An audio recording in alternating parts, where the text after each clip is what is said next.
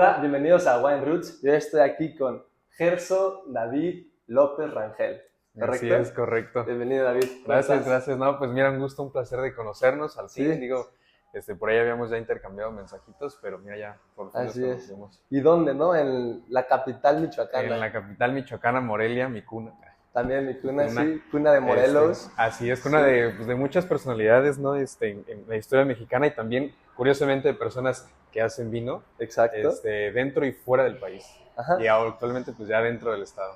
David, estamos aquí porque a través de un amigo en común que me platicó del proyecto que tienes aquí en Michoacán, me llamó mucho la atención lo que has creado y pues quiero empezar con una pregunta muy esencial, el cómo surgió esta pasión y este interés de plantar un viñedo en Michoacán y del vino.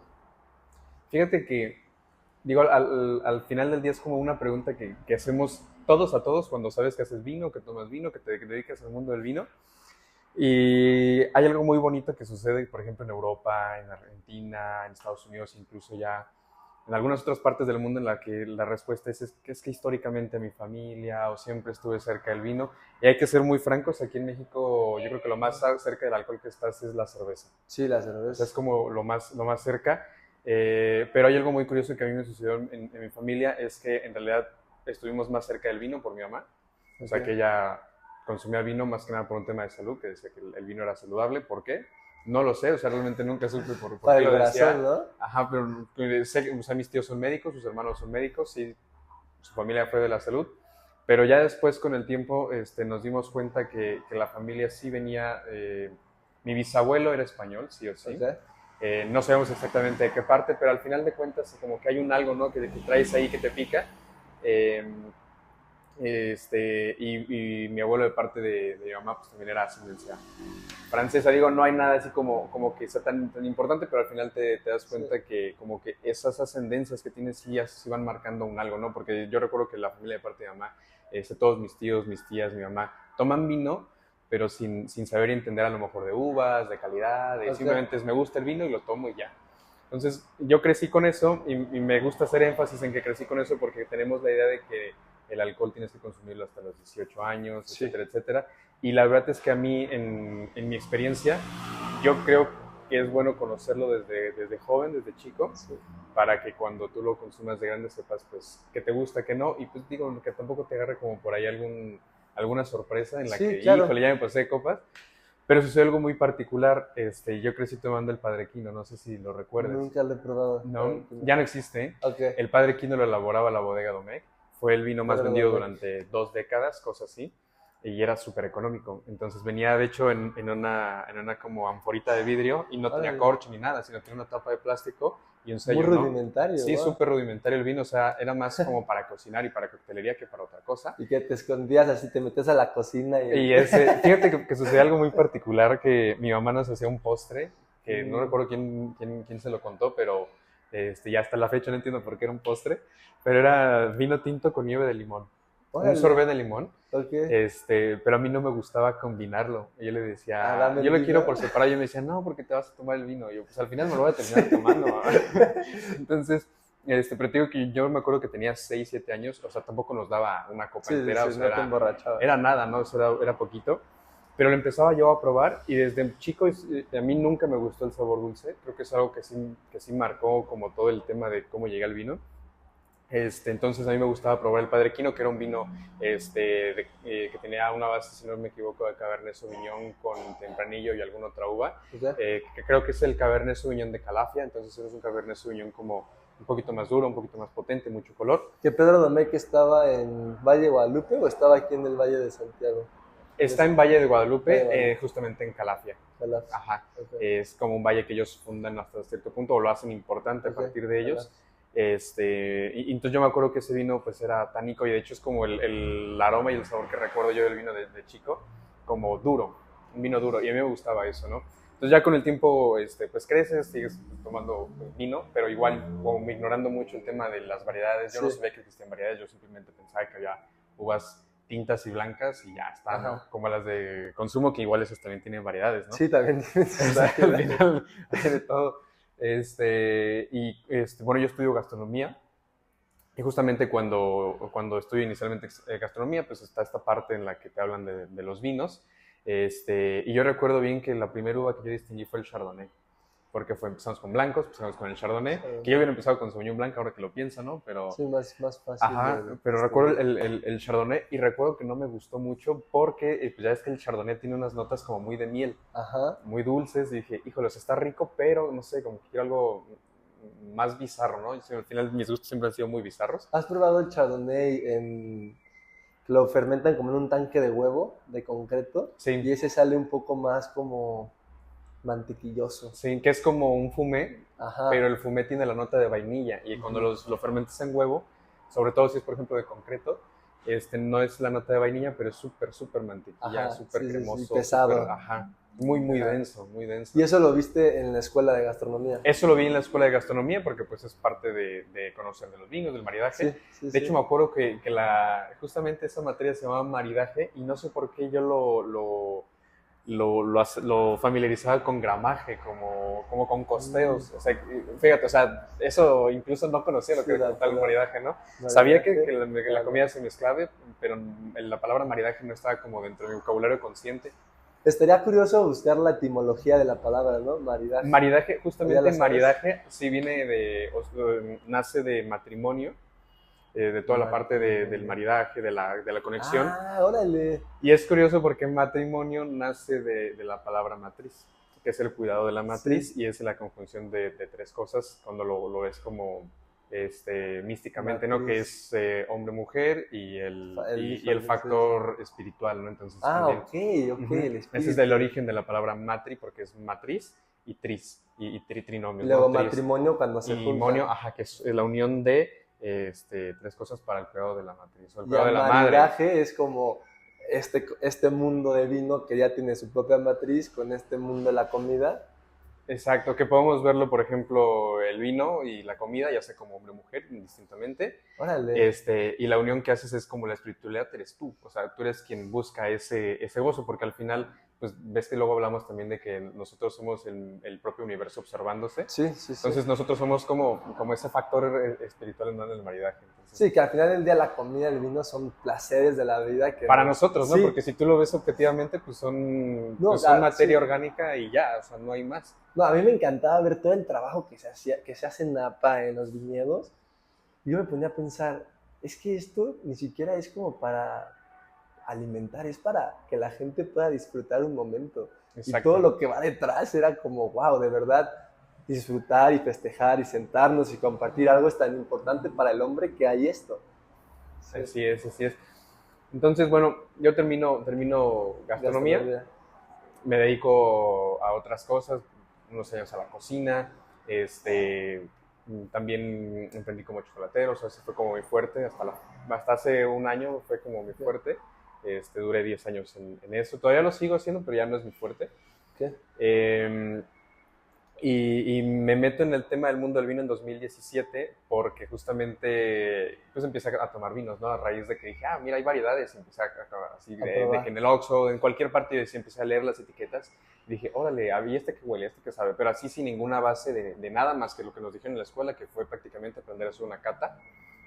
Pero Pues más o menos, ¿no? ya tenías como el historial de la escuela, que un día escuché una entrevista con un sommelier y él decía, es que la gente común, cuando huele un vino, se le dificulta decir algo porque no están en contacto con los alimentos ni con las frutas. Por ejemplo, un chef, me imagino que tú estabas en cocina y olías algo y decías, esto huele a esto. Entonces, cuando olías el vino, para ti ya tenía esa conexión de, Sí, claro. ajá, Y bueno, además justo ahorita que mencionas ese tema de los aromas, mi mamá me leía un cuento de chiquito que se llama La nariz de Mortiz.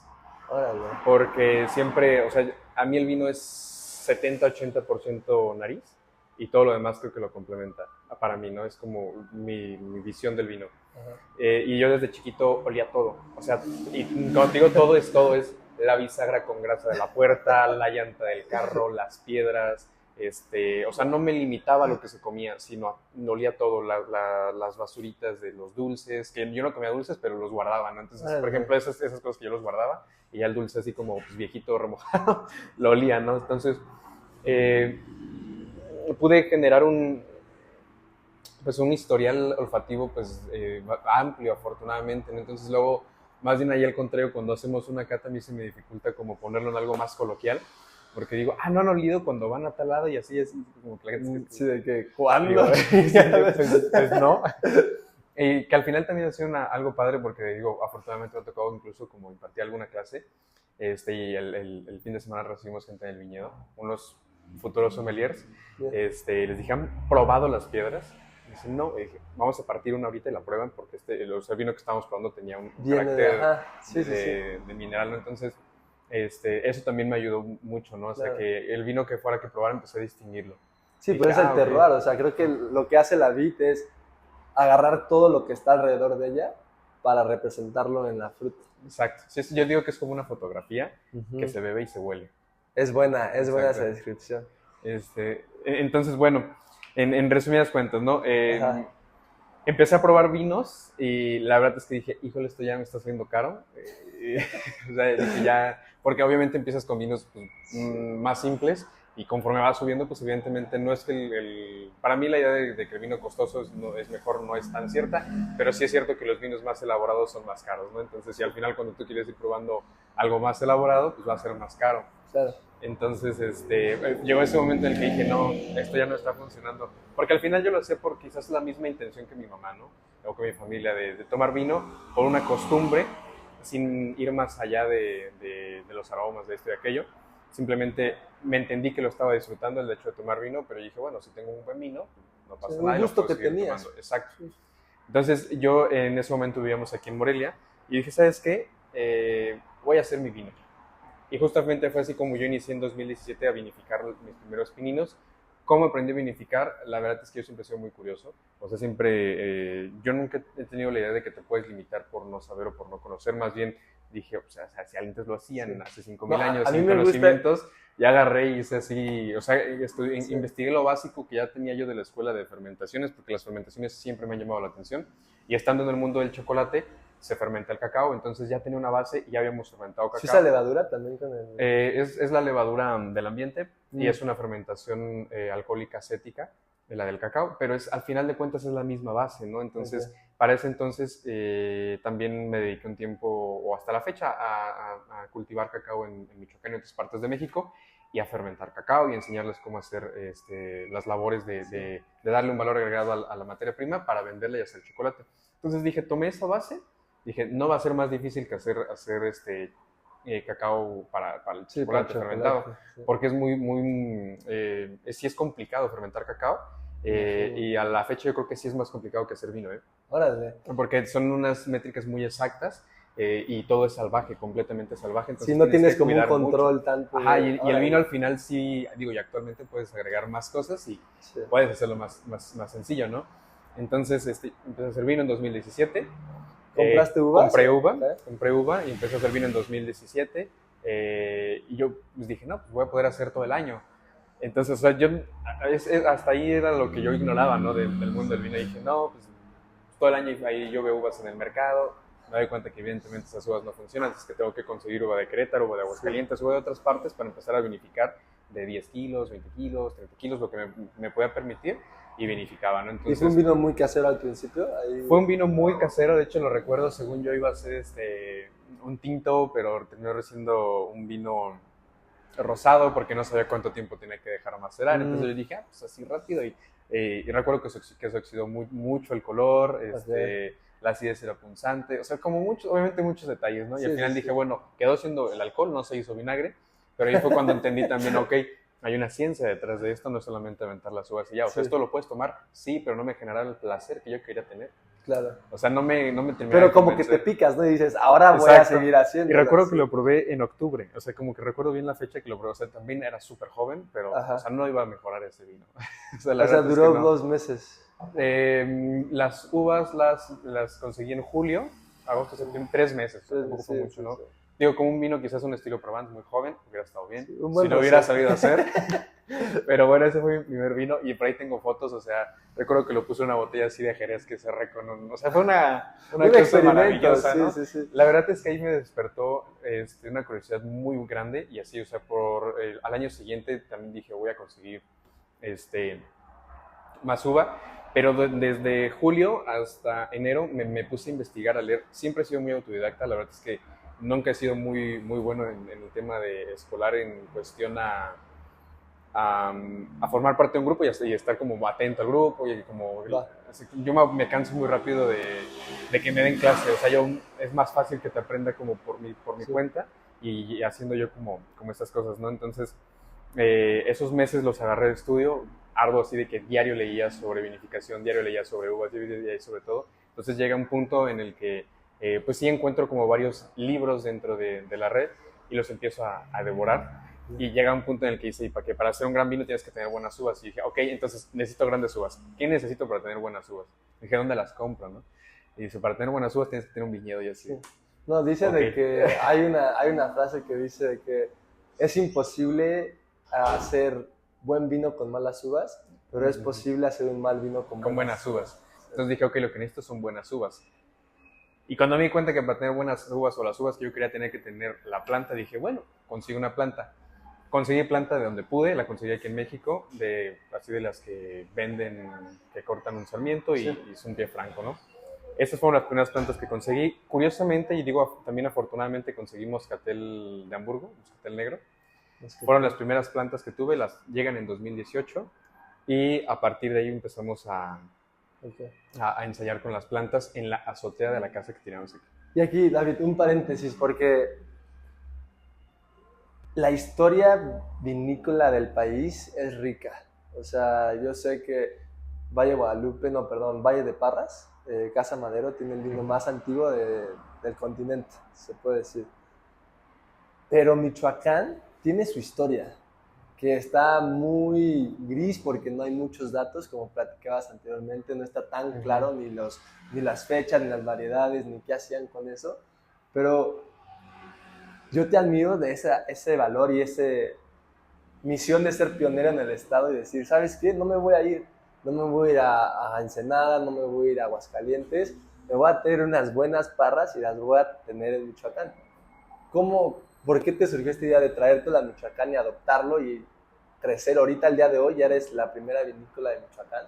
¿Cómo surgió el sentimiento de decir, mi estado, mis cosas, lo voy a hacer aquí? Pues fíjate que consecuente a esta historia de que yo traigo las primeras uvas y que, o sea, me empiezo a empapar más, la verdad es que a mí nunca me ha gustado hacer las cosas como por hacerlas cuando ya me las tomo en serio, entonces dije, tengo que yo saber, tengo que entender lo que estoy haciendo y tengo que hacerlo bien. Entonces lo que hice, dije, bueno, si no soy experto en el tema aún, pues sí busqué un apoyo y doy gracias a la primera persona que me dio un apoyo, que fue el enólogo Juan Pablo Grassi, que es argentino y vive ahorita en Italia. Tiene su bodega allá, hay un vino que es maravilloso que no he tenido la oportunidad de probar, pero suena delicioso, el 12 Pasos. Y me meto a Facebook, o sea, así tal cual como es, ¿no? Y pregunto, oigan, quiero plantar uvas, ¿qué necesito saber? Fue muy curioso porque muchas personas mexicanos, o sea, porque al final era un grupo es un grupo de más mexicanos, y muchos levantaban inbox, oye, ¿dónde quieres plantar? En Michoacán, en Michoacán. La verdad es que sí fue duro ver que la mayoría no tenían fe de que se pueda cultivar en Michoacán. A lo mejor planta aguacate, a lo mejor pon arándano, a lo mejor pon otra cosa, pero ahí no se puede el vino. Porque tenemos la idea de que Michoacán es muy caliente, pero en realidad sí y no. Entonces, la primera persona que hace un comentario abierto es él, Juan Pablo Grassi, y me pregunta, ¿cuál es tu clima? Entonces, cuando me hace esa pregunta, también es un parteaguas y dije, pues no sé, está a gusto. O sea, no sé cómo decirte. Entonces, me dice, investiga esto y me mandas un reporte. Entonces yo dije, pues lo voy a investigar bien. Metí a historiales climáticos de tanto de la Secretaría, Zagarpa, o sea, todo lo que yo encontré lo recopilé de mínimo 5 años atrás y le mandé, le dije, esta es la altitud, este es el tipo de suelo, me informé con personas que yo conocí aquí que sabía que estaban en el medio, entonces hice un informe, se lo mandé y él me dice, ¿sabes qué? Es una zona que va a ser, pues, es cálida en donde tú estás, tal cual, me dice, pero sí puede ser vino, se parece mucho a Australia. Pero sí, él sin preguntarme dónde estás, ni, o sea, nada, o sea, él fue muy... Sí, con la mente abierta. Fue muy ético en su trabajo y la verdad es que le agradezco porque también no me pidió nada a cambio, simplemente lo hizo por ayudar, por el amor de ayudar, la pasión de ayudar y de la pasión del vino. Sí, Entonces, qué perro. lo curioso es que la primera ayuda que tuve fue extranjera, que eso creo que a mí me sirvió mucho porque al día de hoy yo digo, o sea, yo quiero ser un referente de ayuda para la gente que lo necesita. Claro. Entonces así es como empezamos y yo con la confianza de lo que él me dijo, me recomendó las primeras variedades. Entonces me dice, sí, o sea, ¿qué se planta más en Australia? Le digo, Shiraz es lo que más se planta. Dice, ¿Quién es Shiraz aquí? Shiraz es lo que más cultivamos, es lo que más tenemos ahí en el viñedo. ¿Con cuál empezaste, te acuerdas? Empecé con Moscatel de Hamburgo, que se ve muy bien. Y luego, aunado justamente a todo esto de cómo fue la idea de plantar aquí, traje esas primeras plantitas y lo empecé a documentar todo. Rubrum Vinos, que es como la bodega actualmente, surge como una bitácora de documentación para mí. Nunca lo pensé como para lo que es hoy en día. La verdad es que nunca dije, voy a poner un viñedo y voy a vender vino. Sí, pues eras tú diciendo, quiero producir mi vino. Exacto, yo quiero producir mi vino. O sea, quiero yo tomar, por eso también no pensamos en una superficie grande de inicio. O sea, te contaba ahorita que tenemos aproximadamente, es un cuarto de hectárea, el 50% es viñedo, y el otro 50 se divide entre frutales, algunos olivos, frutas y pues la casa en donde estamos. Luego me dicen, ¿vives en el viñedo? Y yo, pues sí, ¿no? O sea, si quieres un viñedo, creo que tienes que estar ahí para cuidarlo y quién mejor para cuidarlo que tú. Entonces, pues me levanto en la mañana, veo las plantas, me acuesto, veo las plantas, entonces no hay cosa mejor que eso. Sí. Entonces, sucede así y yo empiezo a documentar y siempre he sido muy bohemio, como dices. O sea, hay que ser románticos, hay que estar locos. Y creo que sí hay que ser muy conscientes y humildes, o sea, más humildes en el conocimiento y humildes en el hacer, o sea, saber que todos te pueden aportar algo, pero también no sentir que lo sabes todo. Cuando crees que lo sabes todo, creo que no sabes nada. Entonces, a mí me gusta ahorita que es eso, como hacer la comparación de la vid, que la vid es sabia, es el espejo. O sea, literal, lo que da, lo que le pongas, te da. Y no hay más. Y cuando hay clima frío, se duerme. Y cuando toca producir, y cuando toca florear, y está con el clima resiliente ahí, la vid. Y a veces eso que dices de que sí, ser referente ayuda, pero también tú, lo que haces como persona, se está reflejando en la vid. Hay una frase que yo soy muy fiel creyente, que las buenas personas hacen buen vino. Claro, sí. El buen gusto. Entonces, bueno, me dice, consigue las variedades. Y dije, ok, va. Empiezo yo a documentar con mi Moscatel de Hamburgo mis 3 plantitas en la azotea, pero siempre me han dicho, oye, qué buenas fotos, pareciera que tuvieras hectáreas y hectáreas, y yo, pues... El marketing, ¿no? El marketing. Entonces, yo con mis 3 plantitas feliz, en la azotea de la casa, o sea, literal, así, con mis macetas, yo subía y las regaba. Y yo, o sea, esa era mi idea en inicio, Rubrum Vinos iba a ser un viñedo de azotea. O sea, eso iban a ser 30 plantas, lo que produjera, y ya, y tengo unos sobrinos, entonces el más grande es un niño y luego le sigue una niña, y ya luego hay otros más, pero en ese momento eran ellos. Y yo decía, sí, para cuando mi sobrina esté pues, más grande, que tenga 12, 13 años, no sé, por ahí, con su vestido blanco, que ya pise las... O sea, como yo muy romántico, ¿no? En ese aspecto. Esa era mi idea. Entonces yo empecé a documentar, porque sí estoy a veces muy obsesivo en ese aspecto, ¿no? Dije, ok, quiero tener un qué está pasando, qué hice bien, qué hice mal, o sea, el método científico, tal cual. Sí, no, a ver, las bitácoras de los misioneros era así. Sí, y ojalá tuviéramos más bitácoras de esas, ¿no? Pero bueno, o sea, tenemos lo que hay hoy en día. Entonces yo lo empecé a hacer y empecé a aprender más sobre el tema del vino, o sea, muchas cosas, ¿no? Ya ahí creo que ya tenía un norte hacia dónde iba. Entonces le pongo un nombre, le pongo Rubrum. Rubrum, ¿por qué? Porque en algún tiempo también estudié lenguas grecolatinas, griego y latín. Latín me fascina, entonces le puse Rubrum porque en latín es rojo. Entonces al final quería como hacer yo una redundancia con el vino tinto, por eso Rubrum Vinos. Si tú lo dices en latín sería Rubrum Vinam, que porque se le dice al revés. Vino rojo. Ajá, vino rojo. Entonces ya, o sea, eso fue como todo, ¿no? Entonces le pongo, abro un Instagram, abro Facebook, y también mucha gente empezó a preguntar, ¿haces vino Michoacán? ¿Haces vino Michoacán? Desde entonces, ¿no? Pero así como cualquier cosa, yo pues tanto tengo unas uvas, ¿no? Ya, o sea, fue como todo lo que yo les decía. Y llega otra persona a la cual también yo le agradezco mucho, que es el doctor Arnulfo Vázquez, de la bodega Sierra Vita, es dueño de Sierra Vita, la tiene en Ensenada. Él es michoacano también, y me dice, vente a Ensenada y yo te doy planta. Y yo le dije, ok, sí, ¿en cuánto está? Me dice, no, vente a Ensenada y de aquí te llevas la planta, no hay tema. Sí, sí. Entonces él nos regala la planta con la que empezamos realmente el proyecto. Eh, Me regala, tenía Shiraz, un clon australiano, y dije, si esto no es de Dios, no sé quién Sí, sí. sea, pero, o sea, si me están diciendo que el clima es como Australia, que la mejor uva que puedo poner es el Shiraz. No, y te marca él y te Y, dice, tengo Shira. sí, no, literalmente me marcó así de que, pues yo muy formal, así como, no, pues claro que sí, este es el número, que no sé qué, cuando se guste contactar, porque yo lo vi como nada más alguien interesado en como en vino michoacano, y Sí. dije, pues, no le voy a decir que no hay, pues simplemente le digo que estamos trabajando y ya está, ¿no? Entonces me marca a los 2 minutos, y lo más interesante es que él está súper ocupado siempre, todo el tiempo. Me marca a los 2 minutos y me dice, hola, yo soy Arnulfo, que no sé qué, bla, bla, bla, bla, bla, soy michoacano, que no sé qué, quiero regalarles planta. Y dije, órale, o sea, no inventes. Ah, claro que sí. No, pues de ahí la verdad es que yo lo aprecio mucho y nos hicimos, pues, buenos amigos. Voy a Ensenada en 2021, o sea, me tardé un ratito, ¿no?, para ir. Nos regala la planta, llegamos y la ponemos. Para ese entonces no teníamos el terreno que tenemos ahorita, sino que también se dio todo de que un día nos ofrecieron ese pedacito, la familia decide vender la casa, nos vamos para allá. O sea, fue un cambiar por el Wow. viñedo. O sea, tu familia también se involucró en el proyecto. Sí, sí, se involucraron directa e indirectamente, pero están involucrados, sí. Chido. Entonces, nos traemos esas plantas. ¿Y por qué hago esa connotación con él? Porque la verdad sí busqué con muchas bodegas, o sea, bodegas las más cerquita, y pues fue él el único que me dijo. Hubo un momento del vino mexicano entre 2017 y 2019 que fue muy cerrado, muy, muy cerrado, hasta que llegó la pandemia en 2020. Creo que se abrieron porque entendieron que el sumar nos hace fuertes. Pero en serio, digo, sí tuve comentarios, no voy a decir que bodegas, Sí. pero no, nadie te va a dar esa respuesta porque esa es como la receta secreta de las bodegas. Y yo me lo creí porque dije, no, pues sí, es que la planta es lo más importante.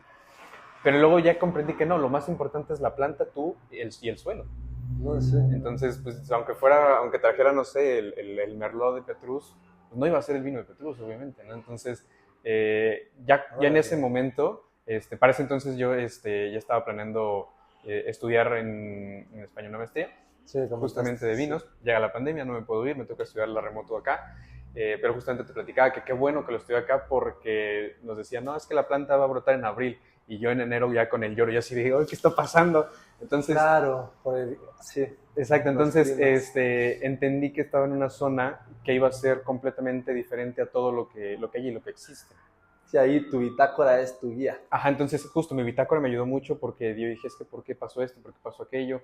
Y me ayudó un buen en el tema de entender mi región. Entonces, una vez que yo lo entendí, dije, ¿sabes qué? En 2022 tomé la decisión de que, o sea, ya sí o sí el proyecto iba a estar como más abierto al público y que quería yo ayudar a la gente a cultivar en Michoacán. Entonces, en 2022 lanzo las primeras convocatorias para que la gente empiece a cultivar.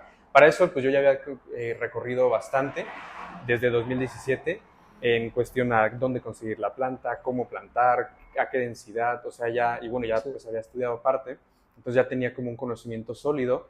Y dije, sí, o sea, yo quiero que crezca el estado en cuestión de producir vino. Ya habíamos hecho algunos vinos, hicimos algunos vinos ya con uvas nuestras, o sea, eso fue Bien. como lo Tu interesante. primer año fue el año pasado, ¿no? Mi primer 23. año fue el año pasado, sí, pero producimos cosa casi de nada, pero muy interesante. Hicimos un Petnat rosado, totalmente vino natural. Y sí empiezas como todos, ¿no? Yo empecé pues agregando todos los ingredientes enológicos posibles, pero sí me di cuenta que la verdad la calidad de uva que podemos producir, al menos en Tarímbaro, nos da para reducir mucho, porque tenemos buena cantidad de nitrógeno en el mosto, Okay. tenemos buen conteo de levaduras, la levadura nativa de ahí es bastante resistente, o sea, sí nos puede producir tranquilamente 14 grados de alcohol, cosa que muchas otras ¿No luego es agregaste complicado. levadura? El año pasado no, fue un pet nat totalmente así, natural.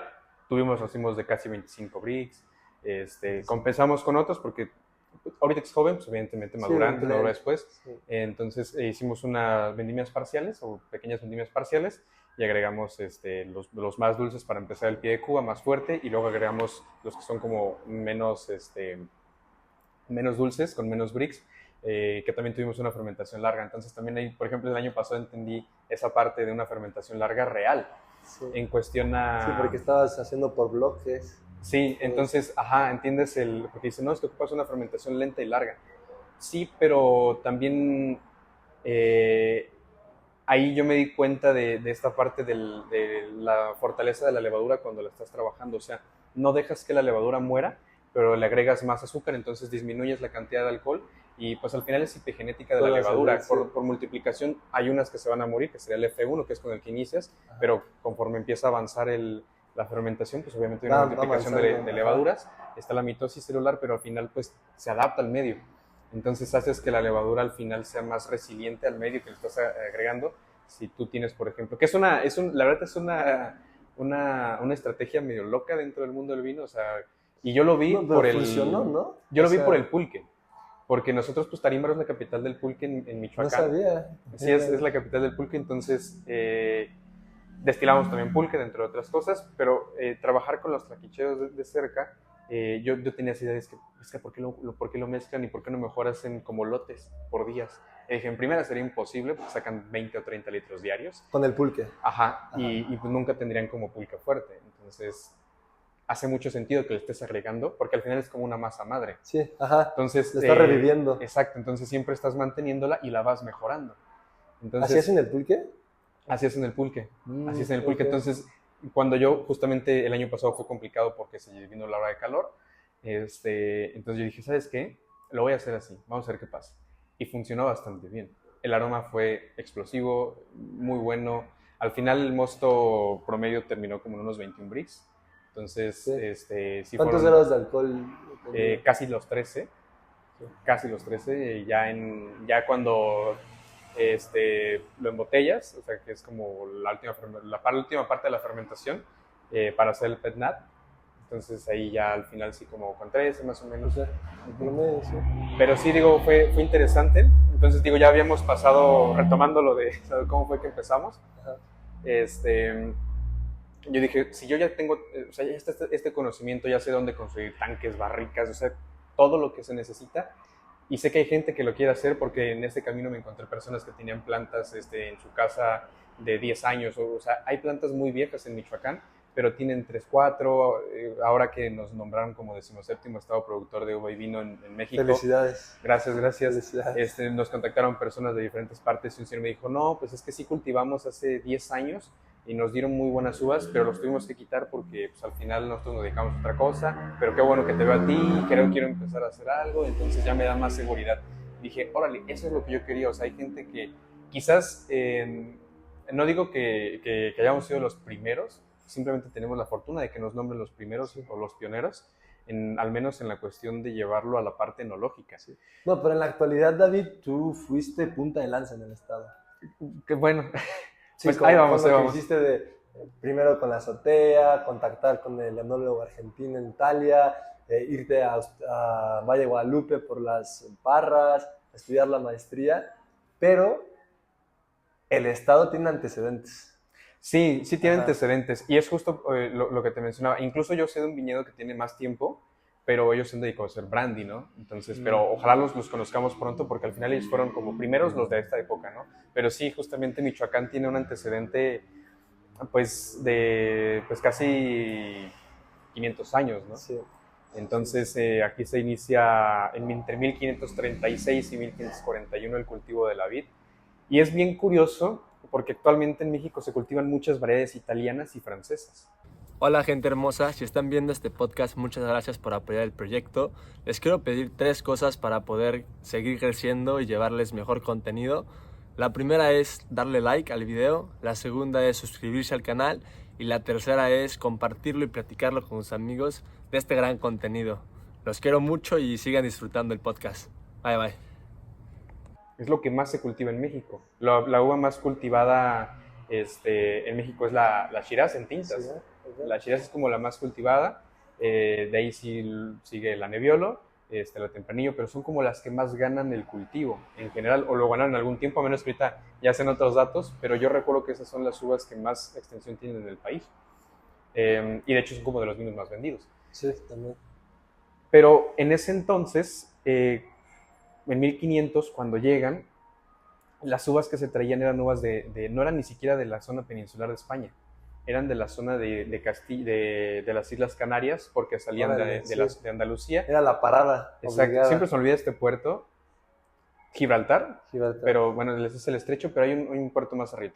Ahorita no recuerdo el nombre, pero ellos pasaban de Gibraltar, llegaban a Gran Canaria o alguna de las 3 islas más grandes, Sí. y de ahí se abastecían para llegar acá. Que Canarias tiene una industria del vino también muy antigua. Y muy interesante, digo, muy Ajá. cerrada, pero digo, qué bueno que sea cerrada porque han mantenido cosas bien, bien interesantes. Con varietales únicas de Gran Canaria. Sí. Entonces, de ahí justamente se vienen las uvas. O sea, imagínate tú traerte sarmientos desde Castilla, desde Navarra. O sea, hubiese sido muy complicado atravesar todo el mar, toda la península, atravesar parte del mar, llegar a Canarias y luego llegar acá. Entonces dije, no, ¿sabes qué? Atlántico.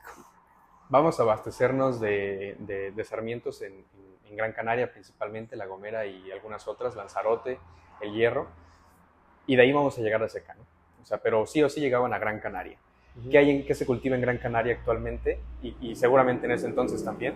El listán prieto, que es lo que nosotros conocemos como la uva misión. Esa es la que ¿La uva llega. misión es esa? La uva misión es la listán prieto. Y fíjate, es muy curioso, la listán prieto, la uva misión y el moscatel de Hamburgo son genéticamente la misma planta, solamente que cambian cosas por la epigenética, Sí. o sea, la adaptación genética a la región. La moscatel de Hamburgo es un poquito más tinta, es más coloreada.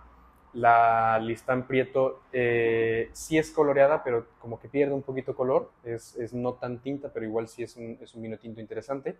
Y la uva misión es prácticamente una uva rosa. Entonces, ¿en dónde está el cambio genético de la planta? En una mutación del color, como sucedió con el tempranillo blanco. Al final el tempranillo blanco sigue siendo tempranillo, con nada de separación genética. Lo mismo pasa con estas plantas. Entonces, al final tenemos una variedad que es autóctona de adaptación americana. ¿Qué es la misión? La uva misión, que en otras partes le llaman criolla, por ejemplo, en Argentina. La tinta del país en Perú. ¿En Perú? ¿Tinta del país te llaman? Tinta del país, me parece que sí. Bueno, tiene nombres, ¿no? Sobre todo en Sudamérica, sí. Pero es la misma planta, a fin de cuentas. Entonces llega esta variedad, pero esta es una de las que se lograron quedar, ¿no? Ahora si lo pensamos, por ejemplo, también cómo surge la Torrontés, que es una mezcla de un moscatel con... Sí. O sea, hay uvas que pues surgen. El Cabernet Sauvignon es Cabernet Franc con Sauvignon Blanc. Exacto. Y ahorita es la uva más popular. De todo el mundo. Entonces, en ese entonces, pues seguramente también llegaron uvas como Berija Diego Blanco, Berija Diego Tinto, Baboso, o sea, uvas que obviamente no suenan, pero seguramente son las uvas que se cultivaron. A mí eso me llama mucho la atención, porque seguramente si pudiésemos traer esas variedades de uva a México, sobre todo lo que es el centro, lo que cultivó vid e hizo vino en ese entonces, seguramente lograremos vinos igual de espectaculares como se lograron hace 500 años. ¿Por qué digo espectaculares con mucha seguridad? Porque por algo se prohibió la producción de vino en la Nueva España. O sea, no fue casualidad. No, sí, hay potencial, la verdad. Sobre todo yo, cuando estaba empezando en este mundo, pues yo soy muy de casa, o sea, siempre tengo esta ilusión de volver, de hacer cosas grandes acá. Y me puse a investigar en mi país y están los 12 apóstoles de México, que son misioneros franciscanos, que llegaron a evangelizar, pero también hacían misiones y también era gente preparadísima con estudios, que sabían de agricultura, de negocios, y llegaron a hacer una industria en el país, que es la que hoy conocemos. Y una de esas es la viticultura. Sí, que al final nunca se interrumpió del todo, ¿no? Pero sí se murió en la zona Bajío. Y digo se murió porque dicen, o sea, ves lo que cuentan, ¿no? Es que mandaron a arrancar y quemar los viñedos. Será una locura arrancar y quemar los viñedos. O sea, ponte a pensar la cantidad de gente, por lo menos en Michoacán, de 1536 a 1595, sí. O sea, 60 años prácticamente, hubo viticultura. Imagínate en 60 años si por año estaban cultivando vid siempre. Por lo menos 50 años, vamos a dejar los 50 años de cultivo de vid continuo y tenías que tener 100 plantas por cada indio a tu mando. Sí, o sea, ¿qué cantidad de hectáreas de viñedo hubo? Para quemarlo, o sea, no era rentable. ¿Qué pasó? Que se abandona el cultivo, porque incluso en las leyes no dice que se arranquen y se quemen, dice que se prohíbe la producción de vino, la elaboración. Pero digo, al final si tienes una uva que no puedes hacer otra cosa más que vino con ella, porque comerla es muy cansado, evidentemente abandonaron los viñedos. que eso fue bueno porque se quedaron al final de cuentas plantas que como se injertaban sobre las vides nativas, las vides americanas nativas de aquí de la zona, al final sí hubieron hibridaciones naturales Órale. entre ambas especies. Ja. Entonces sí nacieron variedades nativas de aquí de América, o por lo menos de Michoacán, que nosotros tenemos por ahí un vestigio bien interesante que sí o sí es un híbrido. Sí. Hace rato mencionaste a Fray Toribio. Sí, Fray Toribio de Benavente, que es Sí. motolinía, justamente Motolinía. fue nuestro referente histórico para tomar de partida. Yo empecé con el tema de las uvas sin saber del tema histórico hasta 2018, fue cuando me enteré de los temas históricos. Okay. No es cierto, casi 2019 fue que me enteré de los temas históricos. Los 2 años yo dije, bueno, Sí, vamos a ver si uvas. funciona, ¿no? Ajá. Pero ya cuando veo que justamente Fray Toribio de Benavente, él escribe que justamente entre 1536 y 1541 se cultiva, habla de dos, o sea, no habla específicamente de Michoacán, menciona Atlisco, Puebla, y menciona Michoacán.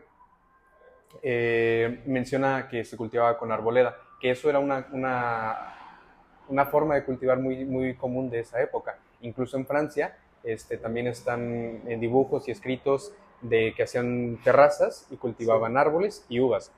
Que, a ver, si nos ponemos a pensar, la vid es una planta simbiótica con el árbol, solo que actualmente la vemos como un tema aparte, pero no, en realidad los árboles le benefician. Y te lo cuento porque justamente ayer, de alguno de los proyectos que se sumaron de Michoacán en Sitio, me dicen, oye, las plantas que le da la sombra de la tarde están más bonitas. Sí. Ok, yo lo que había notado, porque en California, sobre todo en Napa, sí se le da un poco de esa relación simbiótica entre el ambiente y el viñedo, pero hay regiones en California como el Valle Central que es muy industrializado y es un monocultivo enorme y es pelón, ves pura parra, puro viñedo. Y de vez en cuando hay un árbol en la esquina y sí se ve que el árbol pues jala recursos que son para el viñedo. Entonces el área esa se ve un poco más débil porque tiene que compartir agua con el árbol, pero también Claro. son plantas que nunca estuvieron acostumbradas a esa relación simbiótica. Sí, no, y sí pasa, ¿eh? O sea, yo te puedo decir que sí pasa porque nosotros también tenemos ahí árboles. De hecho, este año tomamos la decisión de plantar árboles en medio del viñedo, así, en Órale. medio. O sea, tal cual Ok. entre las filas de las cepas. Tenemos un sauce. Digo, también el sauce es un árbol que guarda mucha agua, pero sí vemos, el racimo sí es como un poquito más chico o incluso un poquito a veces más aireado. Sí. Pero eso nos funciona a nosotros, al menos en mi realidad, aquí en Michoacán nos funciona porque llega la temporada de lluvia y no pasa nada si la uva empieza a crecer, porque ahorita tenemos una temporada de calor, la uva, la verdad es que madura bastante bien, pero si ganamos, por ejemplo, mucho azúcar y nos cae la lluvia, no nos afecta si tenemos un racimo suelto porque nos va a compensar, Sí, entonces vamos a hacer vinos más frescos, vinos más ligeros, que también, yo digo, sí, podemos hacer el vino que nos gusta, pero también hay que hacer el vino que es para la región. Claro, o sea, el vino claro. antes se hacía así, se hacía para la región, ¿no? Y sucede este tema del árbol en el chalet en Mallorca. En la isla de Mallorca se cultiva el chalet, que es una uva pues, bastante también muy, muy compacta, y se cultivaba con albaricoque, y los viñedos que conservan albaricoque actualmente sí producen menos, pero el embero es mucho mejor porque está más suelto, y la calidad del vino es mucho mejor. Entonces, digo, además aquí no tenemos problemas de la cantidad de producción, haciendo nosotros más o menos un estimado. Por ejemplo, en Napa, ¿cuánto es lo que se produce por hectárea o por planta? Por tonelada, no, bueno, por hectárea, son acres, que es poquito menos que en hectárea. Sí, bueno, sí. Por acre creo que son como casi 2 para hacer una hectárea, ¿no? Sí, exacto, ponle la mitad de una hectárea, se producen casi, el promedio en Napa es pequeño, son 4 toneladas. 4 toneladas por acre, son 8 toneladas por hectárea, más o menos. Sí, más o menos. Que es como más o menos el promedio que se tiene igual como en Ensenada, o a veces incluso menos. Sí. Nosotros aquí, con buena calidad de uva, o sea, tranquilamente podemos producir entre 15 y 20.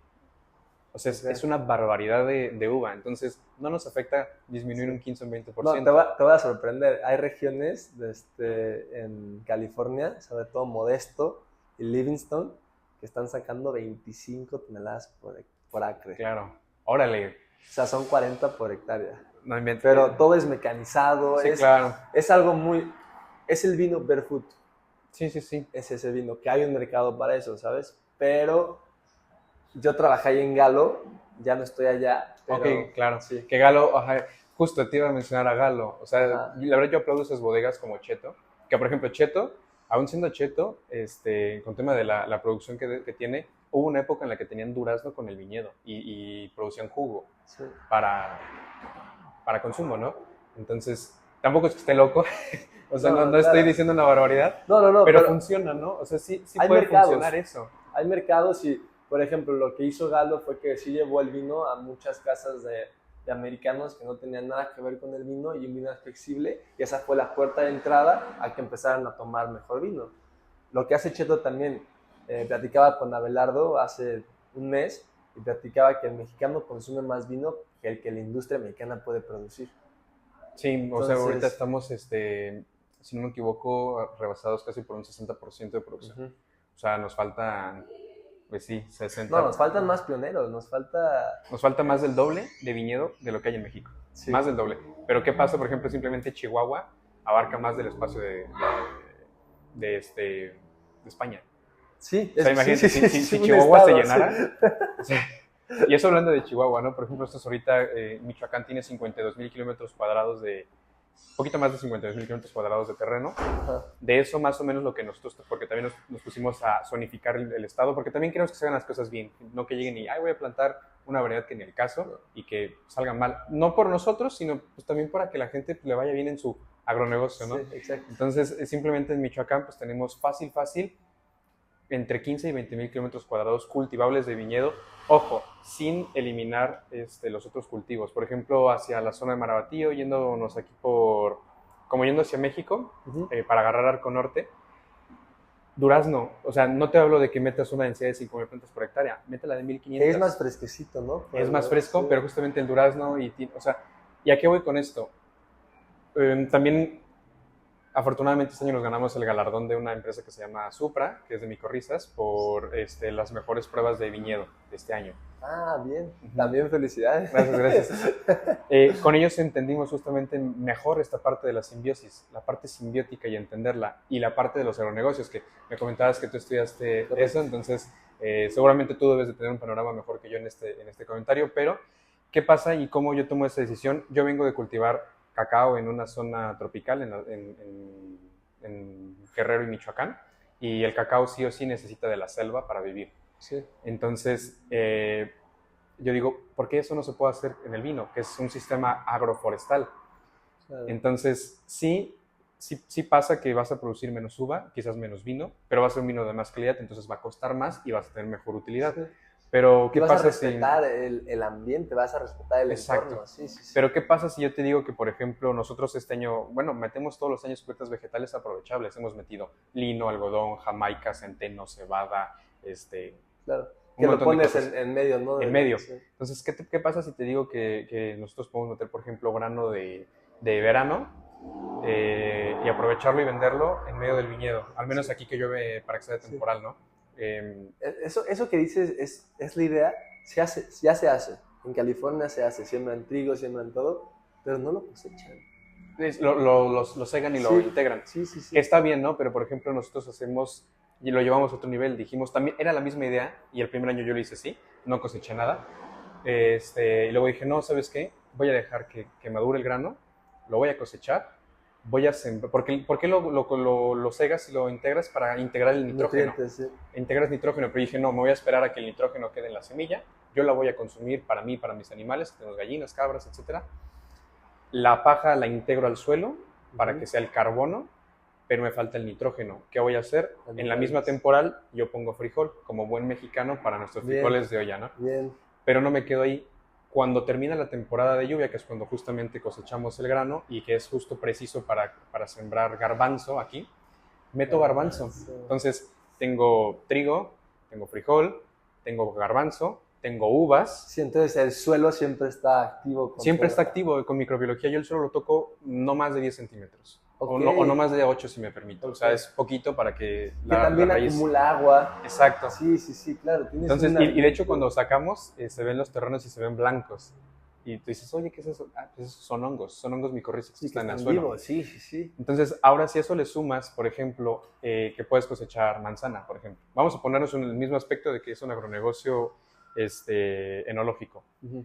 Cosecho la manzana, hago sidra. O cosecho durazno y lo seco y lo vendo. O hago mermelada. O hago algo. Sí. Si, por ejemplo, ahorita tú tienes un viñedo y te graniza, perdiste la inversión de 2 años, tranquilamente, porque es y el que viene seguramente La tienes que recuperación. recuperar y Sí. no vas a vendimiar o vas a vendimiar casi nada. Entonces, si te graniza y pierdes uva, no pasa nada. Tengo manzana, tengo trigo, tengo otras cosas que me van a sustentar mi proyecto, porque al final, sí, o sea, el vino es pasión, el vino es amor al arte, pero no vas a vivir de ilusiones. O sea, la verdad es No, que no comemos palabras bonitas. sí, sí. No, tienes razón. Y esa idea me gusta porque es el recobrar esa relación con el campo y con tu entorno. El decir, Sí, ¿sabes sí, qué? Es esto y tengo que hacer algo con esto en vez. A mí a veces sí como que me impactaba ver cómo está la agricultura tan industrializada en California, el maíz en Estados Unidos, la soya. en Canadá, no Sí, inventes. Yo es digo, mucho agroquímico, mucha maquinaria, casi todo mecanizado. Es muy matado para el trabajador estar tirando químico todo el tiempo. sí, y al final, si te das cuenta, también es una crisis humana. O sea, lo mecanizas porque no hay gente que quiera trabajar. Sí, O sea, te aseguro que si hubiera la gente necesaria y suficiente, sí, no se hubiese mecanizado de la forma en la que está. Sí se hubiese mecanizado una parte, sí. porque es Pero más también mucha extensión. gente ha decidido no trabajar en esos lugares porque a veces sí hay una exigencia y es duro, es muy matado, sobre todo como migrantes que llegan allá, pues sin tener tanta fuerza, tanta palabra, si te dicen, no, te vas a quedar y no te pago, ellos están allá migrando fuera de su país para tener Claro. dinero. Pero fíjate, también estos sistemas agroforestales que estamos queriendo implementar reducen el trabajo De a mano casi de obra. nada. O sea, porque ya cuando tú trabajas el suelo así constantemente, pues vas dejando un mulching. Entonces, realmente lo que tienes que hacer, por ejemplo, para sembrar es como una alfombra, lo haces rollito, echas la semilla y regresas al mulching. O sea, ya no tienes que, por ejemplo, labrar. Okay. O sea, casi te limitas solamente a podar y aplicar preventivos para los hongos. Y ya. Y las podas verdes. Entonces reduces mucho el trabajo humano. Digo, esa es una propuesta que claramente va a ser muy difícil de instaurarla en lo más que se pueda, pero por lo menos lo que está en nuestras manos, que es Michoacán, ojalá lo más que se pueda, podamos lograr No, yo, algo. yo tengo mucha fe platicando con Juan Pablo, con Abelardo, con Mauricio. Hay un interés y sobre todo de mexicanos por este mundo y se están preparando. O sea, yo lo que más me gusta es que sí, te puede apasionar, puedes decir tanto, pero si no hay acción, no hay actos para llegar a un lugar, son palabras. Así es. Y yo que esta gente, mexicanos de la zona del Bajío, de Ensenada, michoacanos, están haciendo lo que tienen que hacer para que es un proyecto de vida, para que en Claro. unos 15, 25 años podamos sentarnos y degustar unos vinazos michoacanos en cualquier parte del mundo. Exacto, Sí, exacto. Pues sí, digo, esa es la idea, ¿no? Y sí, al final la gente está acostumbrada a que actualmente también los productos de consumo sean ya. sí, Entonces, también yo agradezco mucho como a la audiencia que está detrás de nosotros esperando, porque yo les digo, es que, híjole, o sea, yo me puedo esperar como, yo te puedo decir que el próximo año, pero si no me convence, yo voy a esperar otros 2 hasta que me convenza de hacer un vino lo mejor que se pueda. O sea, sí, y si quisiera hacer un vino ultra mega premium súper bien, me esperaría 20 años para claro, sacarlo al mercado, pero bueno, también pues al final tenemos que recuperar sí, un poco, ¿no? Entonces pasa, ¿no? Y eso sí es algo como que la gente quizás se desanima un poco, pero es que así es realmente así es la vida, solo que nos han acostumbrado a tenerlo todo ya. sí, rápido. Y ahorita ya solo vemos el objeto, pero no lo vemos el sujeto, y esas son palabras que dice José Luis Durán. El objeto, Ajá. vemos el objeto y no el sujeto. Ajá, que el sujeto es justamente tú que has estado trabajando en APA, los enólogos que están detrás de eso, todas las personas que hacen posible desde las Claro, barricas, los corchos, los tanques, hasta el llevar, o sea, la persona que lleva el vino al centro de consumo, al on-trade, al off-trade, o sea, todo. Y tú llegar y simplemente ver en un aparador, el tomar la objeto. botella y dices el objeto, ¿cuánto cuesta? Y tú lo piensas por el objeto, pero realmente Sí, el vino es el mayor exponente de un producto de consumo que tiene historia detrás. O claro. sea, es como el mayor exponente de café, chocolate, mezcal, cerveza, Sí. de un montón de cosas, ¿no? Sí, que por ejemplo, otra cosa que a mí me fascina es que el cacao, muchos productos agrícolas, tienen varios usos, pero la vitis vinífera es vino. Y ya, y ya. y ya. Y también ayer platicaba con un buen amigo y le platicaba esta problemática de que todavía el productor mexicano no se da abasto con el mercado. Y me dice, oye, ¿y por qué no plantan viñedo? Y le dije, a ver, ponte a pensar. Tú tienes tierra en Valle Guadalupe y es un viñedo que te va a dar margen de ganancia en unos 10 años. Exacto. O un fraccionamiento, que lo haces fraccionamiento y en 3 años tienes el triple. Y me se queda pensando, no, ¿sabes qué? Es que sí es un proyecto de vida, pero que vale la pena. O sea, ahorita estoy leyendo, no es si lo has leído tú, el libro del Principito. Sí, claro. Está buenísimo. Que por ejemplo eso es como la rosa, ¿no? Igual es la misma analogía. Sí. Y es de que cuando llega el zorro, que es domesticar, que es esa amistad, que es el tiempo, que es lo que tú das al otro y los ritos, la convivencia, que son las cosas importantes, dice, son invisibles a la vista, pero no para el corazón, porque es tu proyecto. Exactamente. Ajá. Sí, creo que se va muy de la mano. Sí, digo, sí es muy filosófico el tema del vino, ¿no? Pero creo que también va muy de la mano con el adagio que dice: quien planta un árbol sabiendo que no se va a sentar en su sombra ha entendido la vida. Y digo, hay personas que están plantando viñedo que tienen 40, 50 años, ¿no? Que estamos por ahí dentro de Michoacán, que estamos llevándoles el proyecto. Y ellos dicen, no, pues si lo alcanzo a ver. Y yo digo, híjole. Y me dicen, tú lo vas a ver. Y digo, híjole, es que quizás ni yo, o sea, también puede que no lo vea, porque un gran viñedo, pues en España, ¿no? Centenarios, cosas así. Sí. Entonces eso creo que ya sería lograr algo, pero pues al final entiendes que no lo vas a ver tú. Y me han dicho, oye, y si tú ya pues mueres y la gente no lo sigue, pues ni modo, o sea, tampoco yo puedo hacer nada, o sea, ya muerto, ¿qué hago? Pero hay gente que está viendo todo eso y va a decir, ¿sabes qué? Esto es lo que me gusta, esto es... Exacto, o sea, tú inspiras. Esa es lo que tú esperas, ¿no? Yo espero inspirar a alguien y si tengo hijos, o sea, primero que los tengan, ¿no? Sí. Pero puede que ellos no lo quieran seguir. Claro. Pero quizás haya alguien que es primo del sobrino del amigo de no sé quién y dice, ¿sabes qué? A mí sí me interesa. Bueno, o sea, se cumplió el cometido. Pero es parte de, y no tanto a lo mejor, digo, ya yéndonos a un ámbito quizás un poquito ajeno al vino, no es por hacer el vino nada más, sino es justamente esto que te comento, o sea, creo que genera una calidad de vida. Sí, el proyecto de vida. Ajá, genera una calidad de vida en la que, o sea, con un sistema agroforestal, en el que tengas, yo creo que el viñedo se compone de 3 factores principales para funcionar, que es justamente la parte vegetal, todo lo que es tanto la planta como el pastito, como todo, el clima, y el factor animal, o sea, hablando de puercos, gallinas, caballos, lo que sea, ¿no? Ya sea para arar la tierra, para lo que se necesite. Hasta nosotros mismos. Hasta nosotros mismos. que ahí nos gusta dividirlo como el factor humano, ¿no? Cuando hablamos del terruño y toda esta parte, ¿no? Pero sí, o sea, justamente son esos 3 factores principales. Y yo creo que el cuarto, para que exista el vino, es la cultura. Porque sin cultura no habría vino, no habría quien dice, voy a agarrar las uvas para hacerlas vino. Pero te genera una calidad de vida. O sea, yo creo, porque yo lo he visto, en el tema del cacao, si tú tienes un sistema agroforestal, no dependes de nadie, porque ellos tienen su chile habanero, tienen su maicito, o sea, literalmente me ha tocado ver comunidades en las que yo no entiendo por qué usan dinero. O sea, realmente no lo entiendo, porque digo, es que tienen todo. O sea, tienes madera, tienes todo lo que necesitas. Lo del mundo exterior es aparte, ¿no? Pero tú comercias con lo que tienes porque es abundante para lo del mundo. Pero ¿por qué comercias junto con, o sea, entre ustedes? No entiendo. Claro.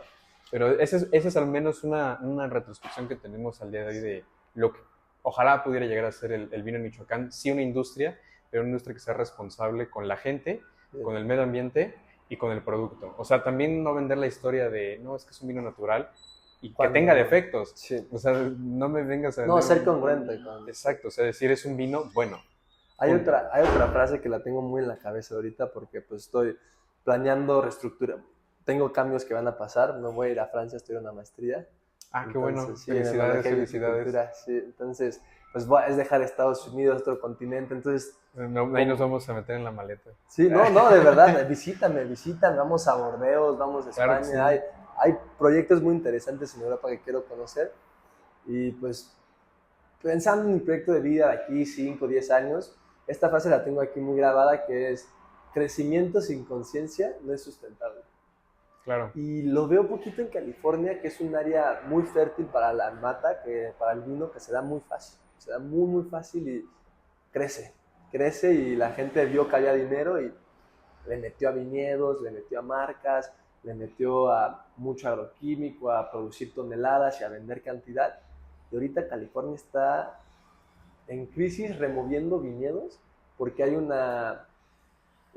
bulk wine, un mercado de bulk wine que es el vino a granel en las bodegas que no está saliendo porque el cliente no está comprando ya vinos de 4 o 5 dólares.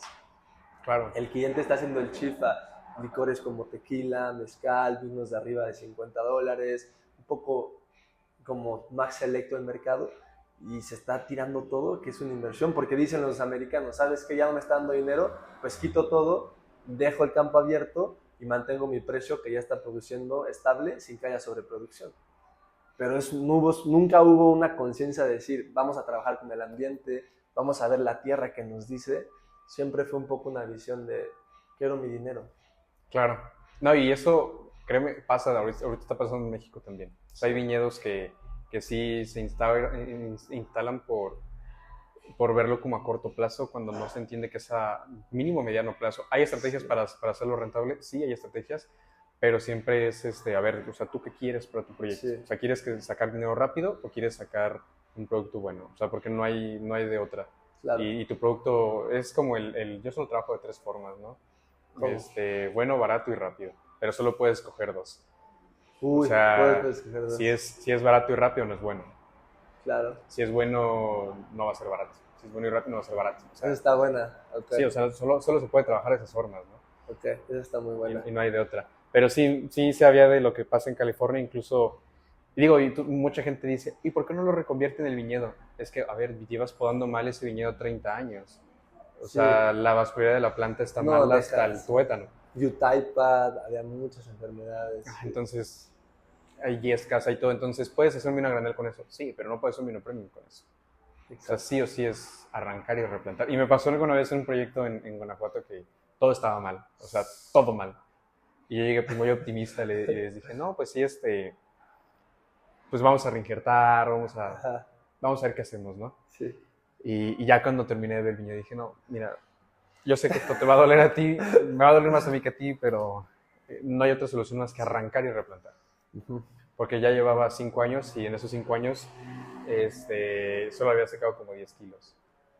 Sí, que también es eso algo que a mí me centra mucho y me pone como los pies en la tierra, que es, al ver, yo hacía pruebas de calidad y auditorías allí en los viñedos donde trabajaba, y era, el trabajo que tú haces depende de cómo podes, van a dar los sarmientos. Depende de cómo quites los sarmientos, va a ser la energía que va a tener la planta. Depende de cómo deshojes, va a ser qué cantidad de sol va a recibir la fruta, las hojas, y va a tener, depende de cómo pisques y cómo trates, va a ser el vino. O sea, siempre, y ese trabajo de un año, la poda, se va a dar al siguiente año. O sea, siempre eres tú lo que haces, la intención, y el resultado está ahí. Claro. No miente. Sí, no, y ves lo que hiciste años anteriores. Por ejemplo, yo ahorita digo ya, pues con más recorrido sí veo plantas y digo, ay, ¿qué hice? Ay, aquí la regué. O sea, pero lo bueno es que fue en mi viñedo, ¿no? Entonces, sí, claro, claro. Sí, digo, ching. O sea, pero sí las veo y digo, no, aquí no digo. O sea, sí, ya, la regué. Ya ahorita la ves y dices, bueno, ya está, vamos a tratar de solucionarlo, ¿no? Sí, sí, sí. Pero ya, por ejemplo, pues obviamente lo que hemos plantado más nuevo, pues y ya va con una calidad diferente. Entonces, pues es parte, ¿no? De todo ese aprendizaje. O sea, quisieras, que todo hubiese sido perfecto desde el principio, pero si no, no hubiese habido aprendizaje, ¿no? Sí. David, ya para cerrar este podcast, ¿qué te gustaría decirle o qué palabras tienes para los mexicanos que tienen esta espinita de decir, es que me gusta el vino, pero pues no sé, no conozco, inclusive michoacanos que empiecen a consumir, que busquen de RUP, que busquen de la historia, porque vivimos en un país lleno de cultura y con tradición, que si buscan un poquito puede haber algo que te clave, ya es el comienzo de algo grande. ¿Qué les dirías? Mira, yo les diría que no hay imposibles para hacer vino. Para mí lo único imposible es zonas en las que el invierno es muy crudo, muy frío, y aún así hay países en los que tumban las plantas, las tapan con tierra y las sacan. Creo que no hay imposibles para hacer vino. Entonces, si lo quieres hacer, lo puedes hacer, sí. Incluso en zonas tropicales, yo tengo amigos que hacen vino con híbridos que ellos han hecho y cosas bien interesantes o plantas que han llevado. de vitifolia, vitis viníferas en Quintana Roo. Ah, En las que bien. hacen una viticultura como lo hacen en Tailandia. Digo, claro, la calidad es diferente, pero tienes que hacer huecos, o sea, haces como chinampas, Sí, entonces el para agua mantener corre fresco. y muchos pensaríamos, es que la planta se va a morir, se va a pudrir. Claro que no, yo he visto plantas Es muy resiliente. nativas Sí.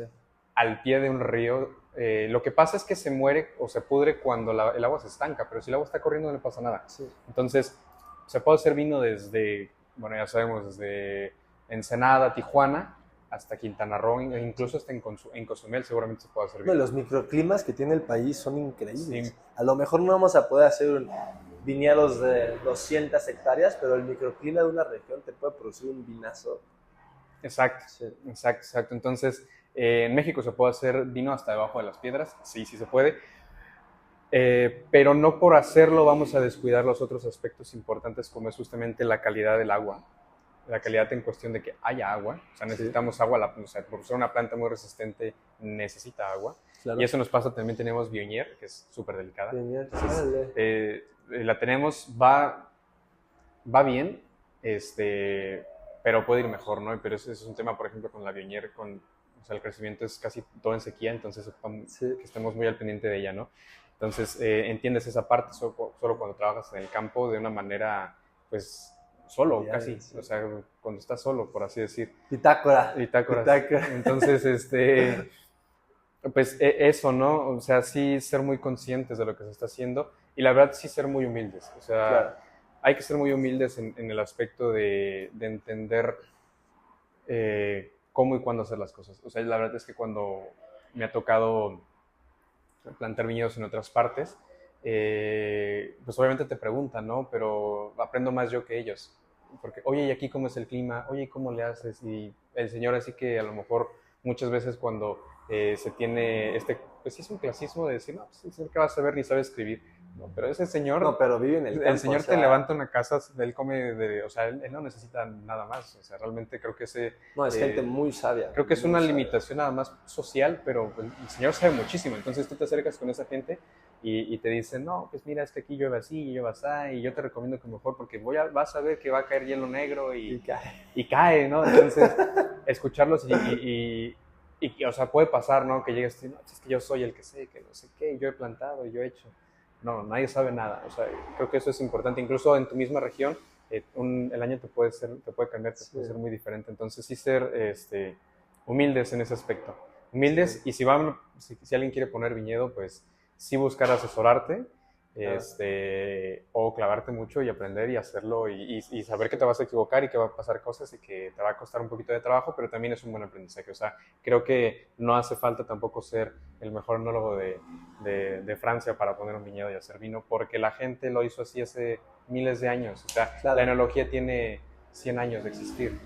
Y el vino tiene lo que lleva el nombre erguido, Sí. 8000 años tranquilamente. Entonces, No, va con la humanidad. O sea, yo creo que como seres humanos tenemos necesidades, tenemos cosas que nos acompañan desde el nacimiento, las sociedades, y una de esas es la celebración, es el vino, es la convivencia.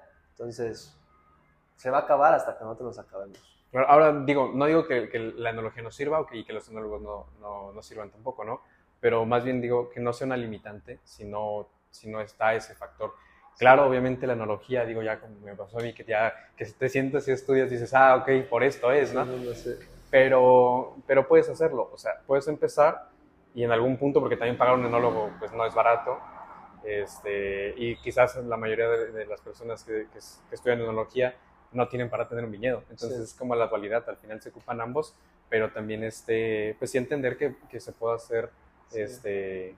con un conocimiento Sí. No, fundamental. yo me quedo más que nada con lo que dijiste al principio, que fue no sabía nada y me puse a investigar. Porque cuando no sé nada, en vez de que me dé miedo, digo, es un campo fértil para Sí, es una explorar y oportunidad, aprender. Ajá, es una oportunidad. ajá. Es una gran oportunidad. Digo, a mí luego me dicen, ¿cuál es tu hobby favorito? La verdad es que yo, como mi hobby personal es aprender algo nuevo. O sea, yo no tengo un Literal, algo siempre quiero estar leyendo algo literal. y la verdad es que todo el tiempo estoy leyendo. Bien. Y me dicen, ¿qué lees? Y lo que me encuentro, ¿no? Por ejemplo, ahorita, hace poco, recién cuando empezamos a plantar 2024, las variedades Piwi. O sea, me clavé con los de Órale. Spiegel y leí que Alemania, que no sé qué, ya tienes un conocimiento extra, ¿no? Entonces Excelente. vas ahí teniendo, ¿no? David, ¿qué te parece si ahorita cerramos esto y vamos a echar un desayunito y seguimos platicando? Pues me parece ¿Sí? perfecto. David, Pues, muchas gracias. gracias a ti. Ahí voy a poner, sigan a Rup Wines, así estás en Instagram. Rubén Vinos, Rup ajá. Vinos y luego David López, DAF.winemaker. DAF.winemaker. Ajá. Ok, lo pongo en la descripción y sigan el proyecto y arriba Michoacán, ¿no? Arriba Michoacán. Y México. Y México y el vino y todo el mundo. Todo el mundo.